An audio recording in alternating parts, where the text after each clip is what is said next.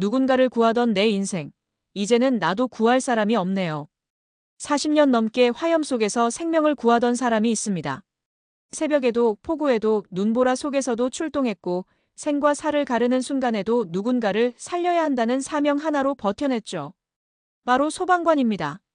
하지만 정작 자신이 은퇴하고 난 뒤엔 아무도 그를 불러주는 사람이 없었습니다. 그의 말은 짧지만 깊었습니다. 살아있는 게 지옥입니다.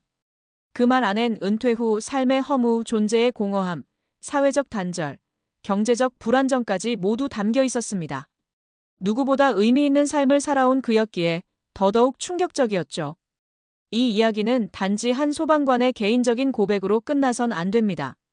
우리는 은퇴 이후 어떻게 살 것인가에 대한 질문을 반드시 던져야 합니다. 본론 은퇴 후 삶이 왜 이렇게 무너졌을까? 1. 은퇴는 끝이 아니라 또 다른 시작입니다. 대부분의 사람들은 은퇴라는 단어를 휴식, 자유, 여유로 포장해 생각합니다. 하지만 현실은 정반대입니다. 특히 은퇴 이후에 아무런 준비 없이 맞이하는 일상은 오히려 고립, 무기력, 불안, 그리고 정체성 상실로 이어집니다. 소방관처럼 강한 사명감과 조직 속 유대관계에 익숙했던 사람일수록 은퇴 이후의 삶은 더 큰 낙차로 다가옵니다. 왜냐하면 일과 조직에 내 삶의 정체성을 100% 걸고 있었기 때문이죠. 2. 퇴직 후 무너지는 3대 축 사회적 관계, 정신적 정체성, 경제적 기반. 1. 사회적 관계의 붕괴. 퇴직과 동시에 조직 내 관계는 거의 끊어집니다. 특히 퇴직 후 1년 내에 연락이 끊기는 비율이 80% 이상이라는 연구도 있죠. 의외로 많은 사람들은 퇴직 이후 단 하루도 전화를 받지 못한 채 지냅니다. 내가 쓸모없는 사람이 된 건가? 라는 생각이 점점 들기 시작하죠. 이 정체성 상실. 40년간 소방관으로 살았던 사람은 이제 단순한 노인입니다.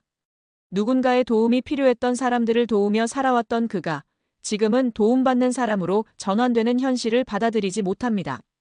3. 경제적 허탈감. 공무원 연금이 있다고 해도 생활비, 병원비, 자녀 지원 등 고정 지출을 감당하기엔 역부족입니다.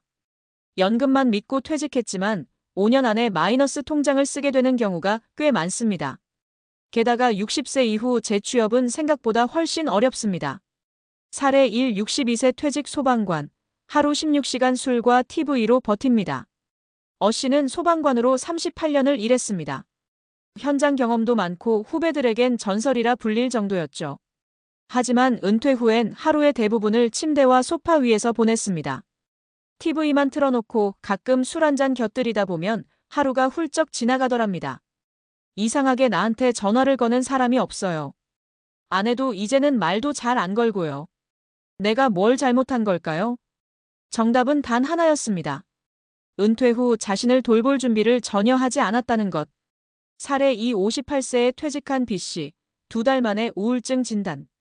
소방관 생활 중 가장 존경받았던 B씨는 퇴직 후 2달 만에 병원에서 중등도 우울증 판정을 받았습니다. 그 원인은 단순했습니다. 일상이 사라졌고 누군가 자신을 필요로 한다는 느낌이 없어진 겁니다. 그는 말했습니다. 내가 살아온 30년이 다 무의미하게 느껴졌어요. 내일 뭐 하지? 이 생각만 계속 도는 거예요. 현재 그는 상담 치료와 걷기 모임에 참여하면서 회복 중입니다. 하지만 그는 말합니다. 퇴직하기 전에 이걸 준비했으면 덜 힘들었을 거예요. 그땐 일이 너무 바빠서 이런 건 생각도 못했어요. 사례 3. 65세 C씨. 노후 준비 철저했던 덕에 두 번째 인생 시작. C씨는 퇴직 전부터 꾸준히 퇴직 후 시나리오를 준비했습니다. 소방 공무원으로 재난 교육을 했던 경험을 살려 안전교육 강사로 전직했죠. 현재는 한 지역센터에서 아이들과 어르신을 대상으로 소방 교육을 진행하고 있습니다. 퇴직한다고 인생이 끝나는 건 아니더라고요. 다만 내가 준비하지 않으면 새로운 시작은 없죠.